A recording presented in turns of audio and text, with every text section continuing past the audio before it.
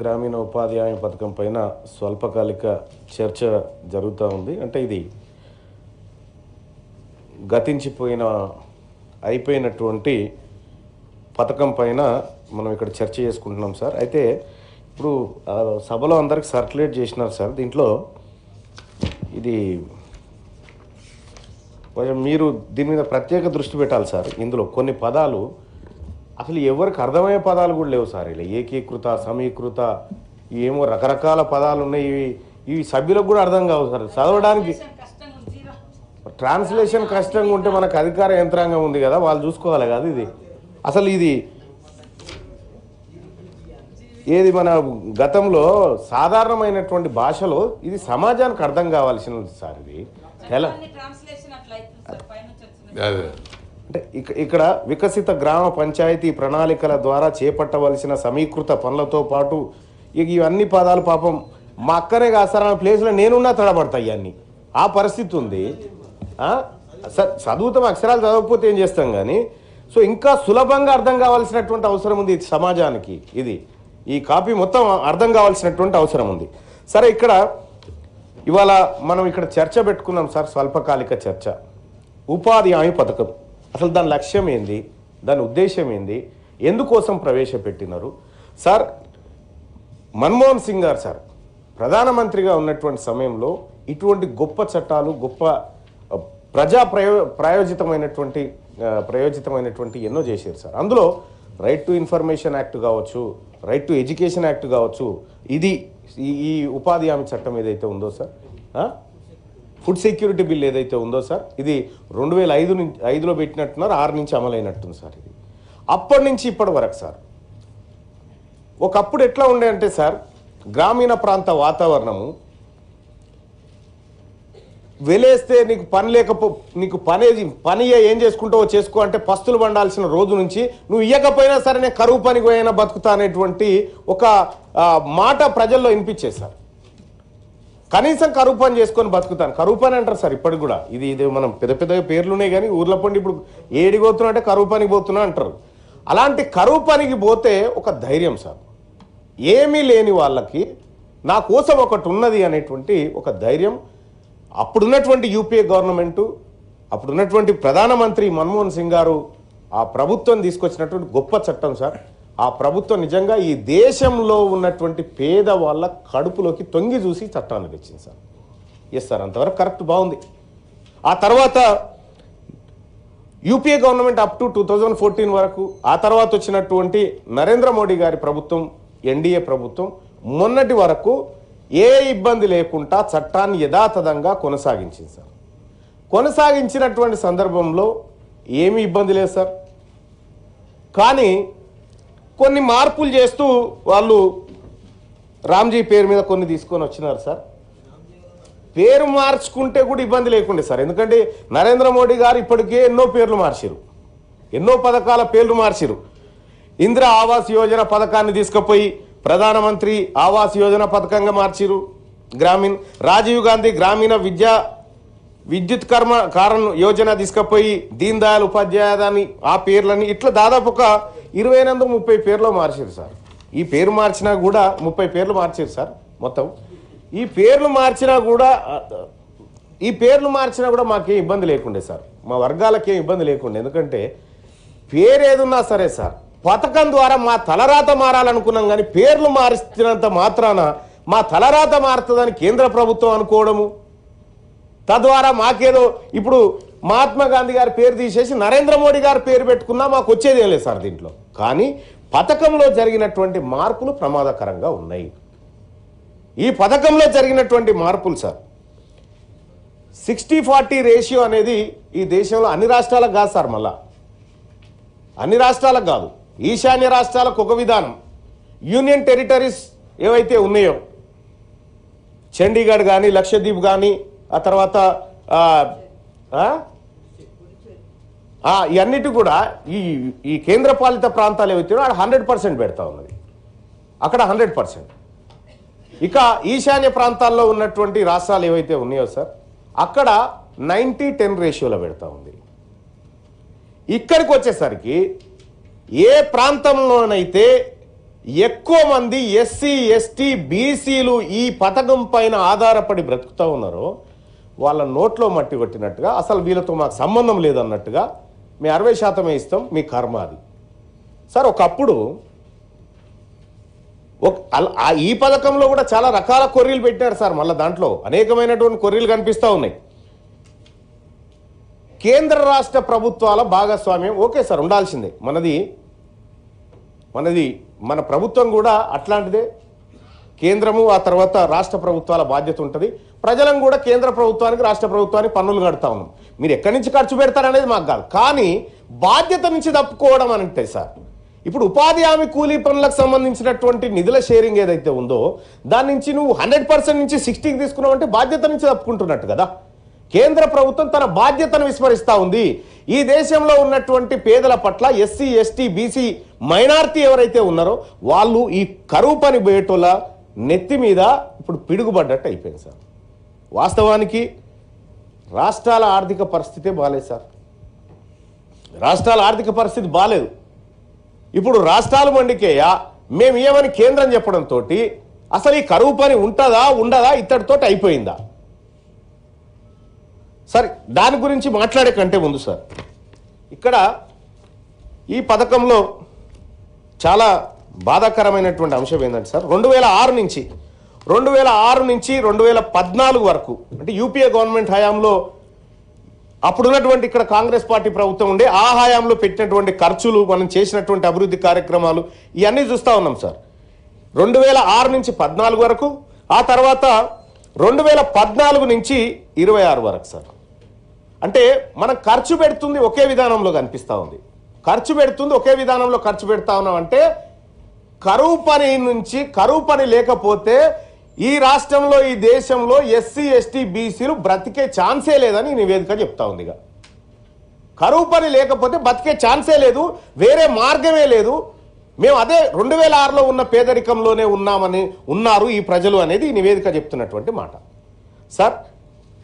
మరి ఇంతమంది 90% మంది ప్రజలు ఆధారపడి బ్రతుకుతున్నటువంటి ఈ స్కీమ్లో మార్పులు తీసుకొచ్చేటువంటి సమయంలో సార్, ఈశాన్య రాష్ట్రాలకు ఒక విధానం, అక్కడ బతుకుతుంది పేదవాడే సార్, ఇక్కడ బతుకుతుంది పేదవాడే.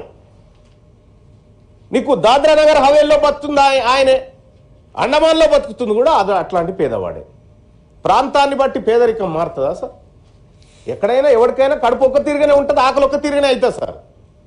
కానీ రాష్ట్ర ప్రభుత్వం ఇందులో 40% నిధులు కావాలనే కొర్రి పెడుతూ కేంద్ర ప్రభుత్వం బాధ్యత నుంచి తప్పుకోవడం అంటే ఈ రాష్ట్రాన్ని, మరి ముఖ్యంగా ఈ రాష్ట్రంలో బతుకుతున్న మెజారిటీ ప్రజలను అనాథలం చేయడం కోసం ఈ బిల్లు తీసుకొచ్చింది సార్ కేంద్ర ప్రభుత్వం. అలాగే సార్, ఇదే వ్యవహారాల్లో సార్ రాష్ట్ర ప్రభుత్వం కూడా ఒక మాట చెప్పింది సార్. మేడం మంత్రి గారు చెప్పారు 125 రోజుల పని దినాలు. ఇప్పుడు భారతీయ జనతా పార్టీని అడిగితే మేము 125 రోజుల పని దినాల్ని మీకు ఇస్తా ఉన్నాం, గతంలో 100 రోజుల పని దినాలు ఉండే అని చెప్తా ఉన్నాడు సార్. 125 రోజులు రావడం సంతోషమే సార్, మాకు ఇబ్బంది ఏం లేదు. 125 రోజులు పని దినాలు రావాల్సిందే, ఇంకో 50 వచ్చినా కూడా మాకేం అభ్యంతరం లేదు. కానీ నువ్వు 100కు 100 రోజులు పని దినాల డబ్బులు కట్టించేటువంటి ప్రభుత్వం, కేంద్ర ప్రభుత్వం, ఇవాళ రాష్ట్రాల మీదకి ఆ భారాన్ని నెట్టి 125 రోజులలో 75 రోజులు మేము కడతాం, 50 రోజులు రాష్ట్ర ప్రభుత్వం కట్టరు. ఇది చెప్తున్నటువంటి మాట సార్. 100కు 100 అప్పుడు వాళ్ళే ఇచ్చేసారు. ఇది కొద్దిగా క్లియర్గా సమాజానికి అర్థమయ్యే భాషలో చెప్పాలంటే సార్, ఒక మహిళ కరువు పనికి పోతే 30 రోజులు కరువు పనికి పోతే, లేదంటే ప్రతిరోజు ఒక 300 రూపాయలు వస్తాయి, 300 రూపాయలు పెట్టుకో. 125 రోజుల పని చూపించినాం అనుకో, దాదాపు ఒక 37,500 రూపాయల దాకా ఖర్చు అవుతుంది అనుకుంటా. 37,500 రూపాయలు ఆ 125 రోజులలో ఆ కూలి పని చేసినటువంటి మహిళకి ఇవ్వాలి.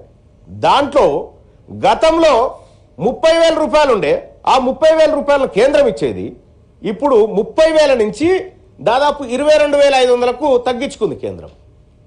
22,500కు తగ్గించుకొని 15,000 రూపాయలు ప్రభుత్వం రాష్ట్ర ప్రభుత్వం ఇవ్వాలి, మిగతా 22,500 రూపాయలు కేంద్ర ప్రభుత్వం ఇస్తుంటే అంటే ఒక్కొక్క మనిషి మీద 7-8 రూపాయలు మిగిలించుకుంటున్న ప్రభుత్వం సార్ కేంద్ర ప్రభుత్వం. మాకు పని దినాలు పెంచినావు. ఇంకా దీంట్లో చాలా విచిత్రంగా ఉన్నాయి సార్. ఏంది వ్యవసాయ సీజన్లో వ్యవసాయ కూలీలు దొరకాలన్నట్టు. ఎవరికి సార్? వ్యవసాయ గ్రామీణ ప్రాంతాల్లో వ్యవసాయ కూలీలు. సార్ తమరు కూడా వ్యవసాయదారులు సార్, మీ బాయికాడ ఏంటన్నా ఇప్పుడు కలుపు తీసేటోళ్ళు కానీ నాటేసేటోళ్ళు కానీ లేకపోతే వరికోత కోసేటోళ్ళు కానీ ఉన్నారు సార్. మొత్తం యంత్రంతోటే కదా పని అంతా యంత్రాలతోనే జరుగుతూ ఉంది. ఇప్పుడు నాటేసే యంత్రాలు వచ్చినాయి, కోత కోసే మిషన్లు వచ్చినాయి, ఆన్నే ఏది బాయికాడికే వచ్చి చేస్తూ ఉన్నాయి, కలుపు జల్లేటి అవే ఉన్నాయి. మొత్తం వ్యవసాయ కూలీలే లేకుండా పోయింది. మొత్తం యాంత్రీకరణ జరిగిన తర్వాత నీకు వ్యవసాయ కూలీల లబ్ధి కోసం 60 రోజులు రిస్ట్రిక్షన్ ఎట్లుంటది? ఇది అంటే క్రమంగా కేంద్ర ప్రభుత్వం ఈ పథకాన్ని నిర్వీర్యం చేయాలనేటువంటి ప్రణాళికలో ఉంది. ఈ పథకాన్ని ప్రజలకు మరీ ముఖ్యంగా గ్రామీణ ప్రాంత ప్రజలకు దూరం చేయాలనేటువంటి ఆలోచనతో ఉన్నట్టుగా అనిపిస్తా ఉంది సార్. ఇక్కడ సార్ మరి కేంద్ర ప్రభుత్వం బాధ్యతనేనా? రాష్ట్ర ప్రభుత్వం మంత్రి గారు కూడా ఇక్కడే ఉన్నారు. మనము మొన్నటి వరకు సార్ 2024 వరకు తెలంగాణ రాష్ట్రంలో 32 జిల్లాల్లో జాతీయ గ్రామీణ ఉపాధి హామీ పథకం నడిచింది. 32 జిల్లాల్లో. మరి ఇప్పుడు 31 జిల్లాలకి ఎందుకు వచ్చింది? ఇంకో జిల్లా ఎటు పోయింది? ఇంకో జిల్లాను అర్బనైజ్ చేసిరు మీరంతా. ఇంకో జిల్లాను గ్రామాలను తీసుకుపోయి మున్సిపాలిటీలు చేస్తే ఆ మున్సిపాలిటీల ప్రాంతంలో గ్రామీణ ఉపాధి హామీ పథకం వర్తించదు. సో ఇట్లా కేంద్ర ప్రభుత్వం బాధ్యతనే అంటలేము, రాష్ట్ర ప్రభుత్వం కూడా కొంత బాధ్యత వహించాల్సినటువంటి అవసరం ఉంది. ఈ పథకంలో ఉన్నటువంటి లోటుపాట్ల మీద కేంద్ర ప్రభుత్వం మీద ఒత్తిడి తేవాల్సినటువంటి అవసరం ఉంది. పథకం పేరు ఏదనేది మాకు అభ్యంతరం లేదు సార్. పథకాల పేర్లు మారితే కాదు సార్, మా తలరాత మారితే మాకేమో ఆనందం. ఇక్కడ ఈ పథకం ద్వారా రాష్ట్ర ప్రభుత్వాల మీదకి భారం వేసి మాది మేము ఇచ్చేసినాం షేరు, ఇవ్వకపోతే మిగతాదంతా వాళ్ళ బాధ్యత అనేటువంటి పరిస్థితి సార్. సార్ కేంద్ర ప్రభుత్వాన్ని ఎన్ని పొరపాట్లు ఉన్నాయి ఇంప్లిమెంటేషన్ దగ్గర, రాష్ట్ర ప్రభుత్వానికి కూడా అన్నీ ఉన్నాయి సార్ ఇక్కడ. కాబట్టి ఈ తెలంగాణ రాష్ట్రంలో 100% మంది ప్రజల జీవనాధారంగా ఉన్నటువంటి ఈ పని ఏదైతే కరువు పని ఉందో దీన్ని పాత పద్ధతిలో కొనసాగించే విధంగా లేదు అంటే ఈశాన్య రాష్ట్రాలకు వర్తిస్తున్నటువంటి విధానంలో మనకన్నా వర్తించే విధంగా తెలంగాణ రాష్ట్రంలో ఉన్నటువంటి అన్ని పక్షాలు కృషి చేయాలి. భారతీయ జనతా పార్టీకి ఎక్కువ బాధ్యత ఉంది. ఈ జాతీయ ఉపాధి హామీ పథకం ద్వారా సో కొత్తగా ఏడన్నా ప్రభుత్వాలు వస్తే దేశం ముందుకు పోతున్నటువంటి క్రమంలో రూపాయి అంటే ఇంకొక రూపాయి యాడ్ చేసి పేదలకు సాయం చేయాలి, కానీ పేదోళ్ళ తలలో ఉన్నటువంటిది గుంజుకపోయేటువంటి పథకం లెక్కనే కొత్త ప్రభుత్వం ఏది కొత్త స్కీమ్ లాగా కనిపిస్తా ఉంది సార్. ఇక ఈ గ్రామీణ ఉపాధి హామీ పథకానికి సంబంధించి సార్ ఇవాళ జాబ్ కార్డుల విషయంలో సార్ చాలామంది మహిళలు 60% మంది మహిళలకు ఇందులో కూలీనాలు దొరుకుతుంది అన్నట్టుగా చెప్తా ఉన్నారు సార్. మరి 60% మంది మహిళలు ఈ కరువు పని మీద ఆధారపడాల్సిన పరిస్థితులు ఎందుకు వచ్చినాయి? ఈ రాష్ట్ర ప్రభుత్వం మహిళల కోసం ప్రత్యేక పథకాలు తీసుకొస్తామని చెప్పింది కదా. కాబట్టి మహిళల విషయంలో ఈ రాష్ట్ర ప్రభుత్వం చెప్పిన హామీలు నెరవేరిస్తే కొంత ఈ కరువు పని బారి నుంచి బయటపడతారు సార్. ఇంకెందుకంటే ఇన్ని సంవత్సరాలు వచ్చినా కూడా కరువు పని ద్వారా ఇక నేను బాగుపడ్డా అంటూ కరువు పని ఏంటంటే ఇక ఫైనల్ సార్. కరువు పని ఏంటంటే ఇక నాకేం లేకపోతే అదే అన్నట్టు, ఏమీ లేకపోతే అది.